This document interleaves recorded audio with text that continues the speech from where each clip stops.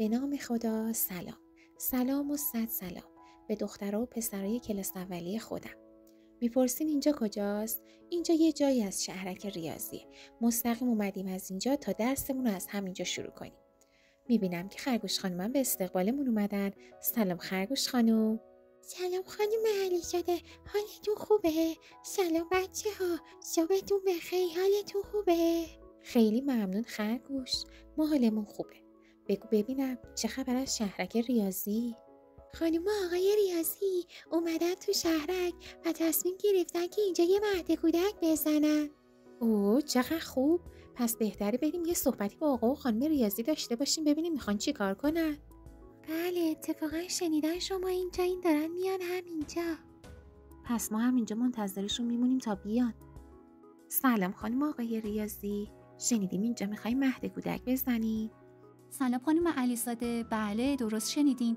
ما قراره توی شهرک ریاضی یه مهد کودک واسه دخترها و پسرای کوچولومون بزنیم که قراره توی هر اتاق به تعداد مشخصی بچه داشته باشیم. مثلا توی اتاق یه بچه، توی اتاق 2 تا بچه، تو اتاق بعدی 3 تا بچه، تو اتاق بعدی 4 تا بچه، تا تعداد اتاقایی که توی این مهد کودکمون باشه. که ما به شما نمیگیم چند تا دختر و چند تا پسر تو هر کلاس داریم، شما خودتون باید برید و حدس بزنید. خیلی هم عالی خانم ریاضی. من میدونم که دخترها و پسرامون از پس این کار برمیان. خانم علیزاده، من فقط یه کمک به شما و بچه ها میکنم. اونم اینه که توی مهد کودک ما نظم و ترتیب اعداد خیلی مهمه. خیلی ممنون از راهنماییتون آقای ریاضی. بچه‌ها شنیدین آقای ریاضی چی گفتن؟ توی این مهد کودک خیلی مهمه که عددها به ترتیب قرار گرفته باشن. حالا ازتون میخوام که با دقت گوش و نگاه کنید و با من همراه باشین. 2 تا دستاتون رو بیارین بالا. میخوایم به ترتیب یکی یکی بشماریم و انگشتامون رو باز کنیم. حواستون باشه قبل از عدد 1 ما یه عدد دیگه داریم 0. بریم بشماریم 0 1 2 3 4 5. ببینین چه با ترتیب از کوچکترین عدد تا بزرگترین عدد نشستن. حالا بریم یکی یکی انگشتامون رو جمع کنیم. 5 4 3 2 1 0. ما اول یکی یکی انگشتامون رو باز کردیم و به عدد بزرگترمون رسیدیم که ترتیبش شد 0 1 2 3 4 5 و حالا اومدیم 5 تا انگشت بازمون رو یکی یکی بستیم، از عدد بزرگتر رسیدیم به عدد کوچکتر، شد 5 4 3 2 1 0. حالا ازتون میخوام که این ترتیب عددا رو به خوبی توی ذهنتون بسپارین چون قراره توی مهد کودک کلی به دردمون بخوره. حالا با دقت به من توجه کنین. من یه دونه از اتاقا رو انجام میدم، شما یاد بگیرین بقیه‌شو با هم انجام بدین. بچه‌ها به عدد بالای این اتاق دقت کنین. این عدد خیلی مهمه. یعنی توی این اتاق فقط 4 تا بچه باید باشه، نه بیشتر نه کمتر. اما این که توی این اتاق چند تا دختر هست چند تا پسر هست که شدن 4 تا بچه رو ما باید حدس بزنیم. حالا مهمترین قانون این مهد کودک هم رعایت نظم و ترتیب اعداده. یعنی عددا به ترتیب توی جای خودشون قرار بگیرن که این توی حساب کردن تعداد دختر و پسرها هم مهمه. حالا ما میایم توی این اتاقی که اینجا میبینین، سمت چپ اتاق تعداد دخترها رو حدس میزنیم، سمت راست اتاق هم تعداد پسرها رو حدس میزنیم. درس ریاضی از سمت چپ به راست دیگه، درسته؟ پس ما میایم از جای اول که از دخترها شروع میشه شروع میکنیم به حدس زدن. اینجا باید تو یادت باشه این قانون ترتیب عددها. عدد من از چند شروع میشه؟ از 0، درسته؟ خب میریم سراغ حدس اولمون و من یه سوال از شما دارم بچه‌ها. به من بگید ببینم. همیشه همه جا توی همه اتاقا و کلاسا دختر و پسر قاطی هن؟ آفرین بهتون، درسته. ممکنه توی یه سری کلاسا، توی یه سری مهد کودک‌ها، توی اتاقای اون مهد کودک فقط پسرا باشن هیچ دختری نباشه، یا ممکنه فقط دخترا باشن و هیچ پسری نباشه. البته گاهی وقتا ممکنه اینجوری هم باشه ها که هم دختر باشه هم پسر، که حالا یا تعداد دخترا بیشتره یا تعداد پسرا بیشتره. حالا ما اینجا میخوایم حدس بزنیم. میایم حدس زدنمون رو از اینجا شروع کنیم که شاید توی این اتاق هیچ دختری نباشه، چون عدد ما هم ترتیبش از 0 شروع میشه دیگه. میگیم هیچ دختری شاید توی این اتاق نباشه. گفتیم چند تا بچه اینجان؟ آفرین، 4 تا. شاید هر 4 تاشون پسر باشن. خب حالا میخوایم بریم سراغ حدس دوممون. بچه‌ها یادتونه بهتون گفتم ترتیب این عددهایی که داریم میشماریم و به خاطر داشته باشین. از کوچکترین عدد شمردیم به بزرگترین عدد و انگشتامون رو باز کردیم و بعدش اومدیم انگشتامون رو یکی یکی بستیم و از بزرگترین عدد رسیدیم به کوچکترین عددمون. حالا ما با یه دستمون تعداد دخترها رو نشون میدیم که از حدس اولمون زدیم، میشه 0. با یه دست دیگه‌مون تعداد پسرایی که حدس زدیم رو نشون میدیم، 4. درسته؟ خب این حدس اول ما بود. حالا میریم سراغ حدس دوممون. ما میایم از 4 تا پسری که حدس زدیم یکیشو کم میکنیم، یه پسر رو کم میکنیم، به دخترها اضافه میکنیم. میگیم چی؟ میگیم حالا ممکنه 1 دختر توی این اتاق باشه، 3 تا پسر تو اتاق باشه. این میشه حدس دوم ما. حالا میریم سراغ حدس سوممون. حالا توی دست چپم یه انگشت بالاست به تعداد دخترها، توی دست راستم 3 تا انگشت بالاست. آفرین. حالا میام چی میگم؟ یه دونه انگشت دیگه از دست سمت راستم کم میکنم. میگم ممکنه 2 تا پسر توی این اتاق باشه. اون یه دونه‌ای که کم کردم و میدم به دستی که توش دخترها رو حساب میکردم. میگم ممکنه توی این اتاق 2 تا دختر باشه. آفرین. پس میگم ممکنه توی این اتاقم 2 تا دختر داشته باشم، 2 تا پسر داشته باشم. حالا میریم سراغ حدس چهارممون. خب بچه ها نگاه میکنیم به دست راستمون، میبینیم 2 تا انگشت بالاست، تعداد پسرایی که داریم حساب میکنیم. یه پسر دیگه هم کم میکنیم، به تعداد دخترها اضافه میکنیم. میشه چند تا؟ آفرین. حالا اینجا میگیم ما ممکنه 3 تا دختر داشته باشیم، 1 دونه پسر داشته باشیم. میریم سراغ حدس آخرمون. بچه ها توی دست راستم که دارم پسرها رو حساب میکنم فقط یه انگشت دیگه بالا مونده که باید بیاد پایین. اون 1 دونه رم میبندم، دست راستم میشه چند؟ آفرین، میشه 0. یعنی هیچی دیگه توی پسرها نمونده. این 1 دونه انگشت سمت چپمو که تعداد دخترها رو داره نشون میده میارم بالا و میشه 4 تا انگشت. باریکلا. پس اینجا میگم ممکنه هر 4 تا بچه این اتاق دختر باشن، 0 تا پسر داشته باشن، هیچی پسر تو این اتاق نباشه. حالا بچه ها همین حدسایی که اینجا زدیم و باید بریم عدداشون رو توی جای خودشون توی این جدولی که این پایین هست قرار بدیم. به ترتیب از همون حدس اول شروع میکنیم میایم تا حدس آخرمون. خب میریم سراغ حدس اولمون.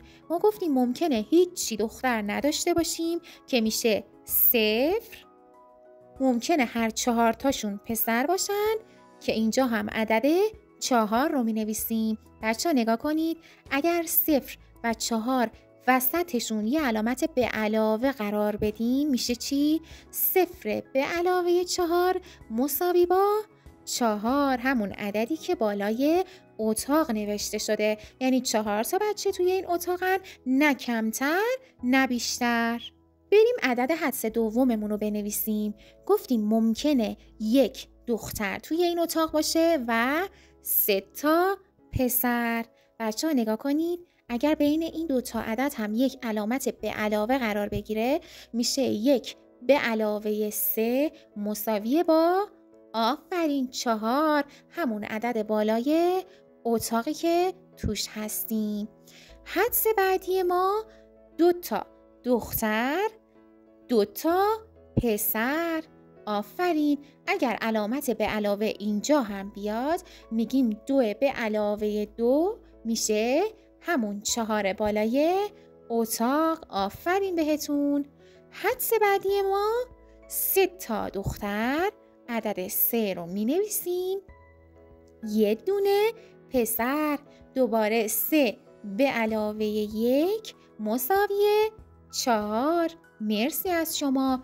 و حدس آخر ما گفتیم ممکنه هر 4 تاشون دختر باشن که میشه عدد 4. هیچی پسر نباشن، میشه عدد 0. توی مرحله آخرم میگیم 4 به علاوه 0 مساوی 4. بچه‌ها به ترتیب عددا دقت کردیم؟ سمت چپ که دخترها رو حساب میکنیم از عدد کوچکتر رسید به عدد بزرگتر. سمت راست ما از عدد بزرگتر رسید به عدد کوچکتر. نگاه کنید ترتیباشون هم رعایت شده. حالا بریم سراغ اتاق اول، با همدیگه حدسامون رو انجام بدیم. بالای این اتاق نوشته شده 1، یعنی یه بچه توی این اتاقه. بریم حدس بزنیم ببینیم دختره یا پسره. خب بچه‌ها ترتیب عددهای ما از 0 شروع میشد دیگه، درسته؟ بریم میتونیم بگیم هیچی دختر نداریم، 1 دونه پسر داریم، یا میتونیم بگیم نه 1 دونه دختر داریم، هیچی پسر نداریم. حالا ما باید عددهای اینو بیاریم تو این جدول پایینیه بنویسیم. به ترتیب از بالا دیگه گفتیم هیچی دختر نداریم، 1 دونه پسر داریم، یا میتونیم بگیم 1 دونه دختر داریم، هیچی پسر نداریم، 0 تا پسر داریم. اگه بخواد یه علامت به علاوه بین این 2 تا عددا قرار بگیره، جمعشون میشه 1. 0 به علاوه 1 مساوی 1، 1 به علاوه 0 مساوی 1. یعنی توی این اتاق یه بچه است که حالا ممکنه یا 1 دونه پسر باشه یا 1 دونه دختر. ترتیب عدداش هم نگاه کنید. 0 1 1 0. یعنی مشتم بسته بود، یه انگشتم باز شد. حالا یه انگشتم باز بود، بسته شد و 0 شد. بریم سراغ اتاق بعدیمون. خب بچه‌ها بالای این اتاق چه عددی رو می‌بینیم؟ آفرین 2. یعنی توی این اتاق 2 تا بچه هستن. حالا بریم ببینیم چجوریه، دخترن یا پسرن، چند تا دخترن چند تا پسرن. خب ترتیب عددمون از 0 شروع شد دیگه، پس اینجا میتونیم بگیم ممکنه ما توی این اتاق هیچی دختر نداشته باشیم، هر 2 تا بچه‌ای که توی این اتاق هستن پسر باشن. ممکنه 1 دونه دختر داشته باشیم، 1 دونه پسر داشته باشیم، یا ممکنه 2 تا دختر داشته باشیم و اصلاً پسر نداشته باشیم. حالا بریم به ترتیب حدسایی که زدیم عددش رو توی جدول پایین بنویسیم. گفتیم ممکنه 0 تا دختر داشته باشیم، 2 تا پسر که میشه 0 به علاوه 2 مساوی با 2. ممکنه 1 دونه دختر داشته باشیم، 1 دونه پسر که جمع 1 با 1 بازم میشه 2. یا ممکنه اصلا 2 تا دختر داشته باشیم، هیچی پسر نداشته باشیم که باز 2 به علاوه 0 جمعش میشه 2. باز به ترتیب عددا نگاه کنید بچه‌ها که اومدن اینجا تو جدول نشستن. از 0 تا 2 به ترتیب روبروش، از 2 اومده تا کوچکترین عدد یعنی عدد 0 به ترتیب نشسته، برعکس هم. یعنی سمت چپم از عدد کمتر به بیشتر، سمت راستم از عدد بیشتر به کمتر. حالا بریم سراغ اتاق بعدی. بالای این اتاق عدد چند رو نوشته؟ آفرین 3. یعنی چی؟ مرسی، یعنی 3 تا بچه تو این اتاق هستن. بریم حدس بزنیم ببینیم این 3 تا بچه دخترن یا پسرن، چند تاشون دختره چند تاشون پسره. خب ترتیب شمردن عددامون از 0 بود دیگه، پس اینجا هم از 0 حساب میکنیم. میگیم ممکنه هیچی دختر اینجا نباشه، 3 تا پسر باشه، یا ممکنه 1 دختر باشه و 2 تا پسر باشه، یا ممکنه 2 تا دختر باشه 1 دونه پسر باشه، یا ممکنه اصلا 3 تاش هم دختر باشن و پسری توی این اتاق نباشه. بریم به همین ترتیب عدداشو تو جدول بذاریم. 0 تا دختر، 3 تا پسر، 1 دونه دختر، 2 تا پسر، 2 تا دختر، 1 دونه پسر، 3 تا دختر، 0 تا پسر. اگه ما همه عددهایی که توی این جدولن رو به روی هم اگر با هم جمع کنیم، جوابشون میشه همون عدد 3. 0 به علاوه 3 میشه 3. 1 به علاوه 2 میشه 3. 2 به علاوه 1 مساوی 3 و 3 به علاوه 0 مساوی 3. به ترتیب و نظم عددها دقت کردین بچه ها؟ از عدد 0 به ترتیب رفته تا رسیده به عدد 3 روبروش. از عدد 3 که بزرگترین عدد اینجا بود یکی یکی کم شده اومده پایین تا رسیده به عدد 0. این نظم و ترتیب اعداد مهمترین قانون این مهد کودکه. آفرین بچه ها، کارتون عالی بود. مهمترین قانون این مهد کودک رعایت نظم و ترتیب اعداد بود. عددهایی که اگر روبروی همدیگه با هم جمعشون میکردیم جوابشون میشد عدد بالای اون اتاق که شما به خوبی این قانون رو رعایت کردید. حالا باید بهتون بگم که این مهد کودک ها توی کتاب ریاضی شما هم هست که شما با نام جدول نظامدار اونا رو میشناسید. وقتی میخواین اون جدول رو حل کنید باید حواستون باشه که این قانون توی اون جدول هم رعایت بشه. امیدوارم بازم بتونم شما رو ببینم و با هم کلی چیزای خوب یاد بگیریم. پس بچه ها متوجه شدین آقای ریاضی چی گفتن؟ این مهد کودکی که ما دیدیم همون جدول نظامداری هستش که توی کتاب ریاضی ماست و ما باید قانون این مهد کودک رو توی اون جدول هم رعایت کنیم. اول اینکه عددها با نظم و ترتیب توی جاهای خودشون قرار بگیرن. دوم اینکه 2 تا عددی که روبروی هم هستن توی هر اتاق وقتی با هم جمع بشن جوابشون بشه عدد بالای همون اتاق. عشقای خانم علیزاده خسته نباشین. امیدوارم که این درس رو به خوبی یاد گرفته باشین. تا آموزش بعدی خدا نگهدار.